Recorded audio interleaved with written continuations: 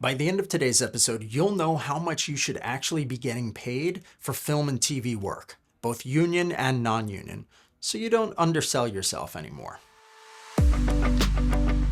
Welcome to the Actor's Career Compass, where we help aspiring screen actors find high-quality auditions, sign with great agents, and book major roles in legit productions. I'm your host, Martin Bentsen, and today I'll be covering what union SAG-AFTRA actors are typically making in 2025 and 2026, what non-union rates usually look like and what's fair, and how to know when you're being underpaid and what to do about it.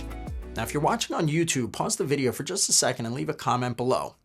What's the most that you've ever been paid for a film or TV role? I'd love to hear any success stories you're willing to share so that newer actors can see what to aspire to. Now, the highest number I've heard was from a friend of mine named Kareem. He was paid over $150,000 for 2 weeks of work in a commercial, and it was mostly through residuals.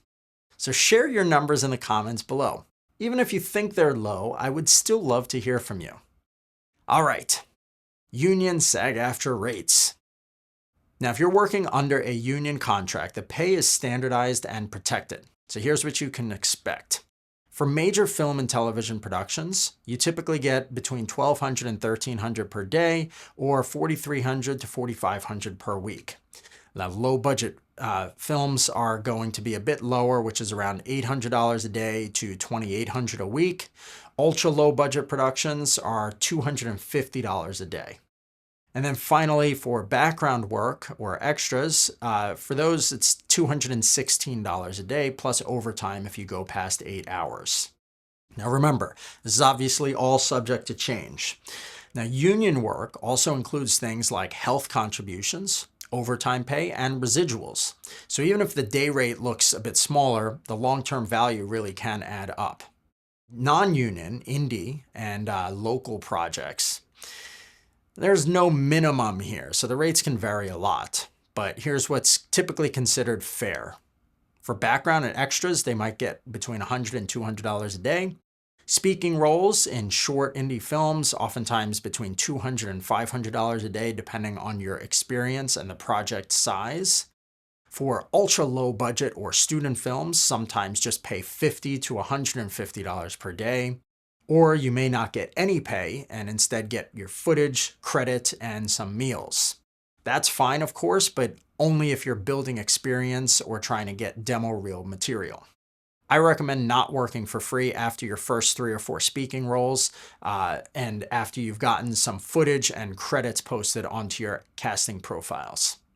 Now, let's talk a bit briefly about negotiation. You should always ask about travel reimbursements and overtime. Don't let those things sneak up on you.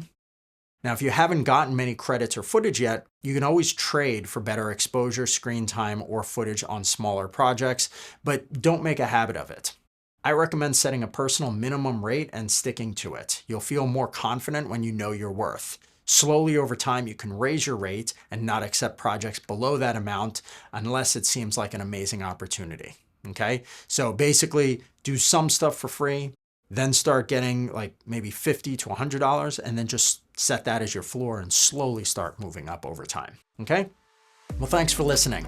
Now, if you want to dive deeper on negotiation, I actually recommend checking out an episode that I did called How to Negotiate Your Pay Without an Agent. That's episode number 53.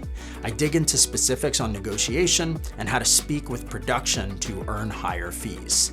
Again, that's episode number 53, How to Negotiate Your Pay Without an Agent on the Actor's Career Compass. Thanks so much, and I'll see you soon.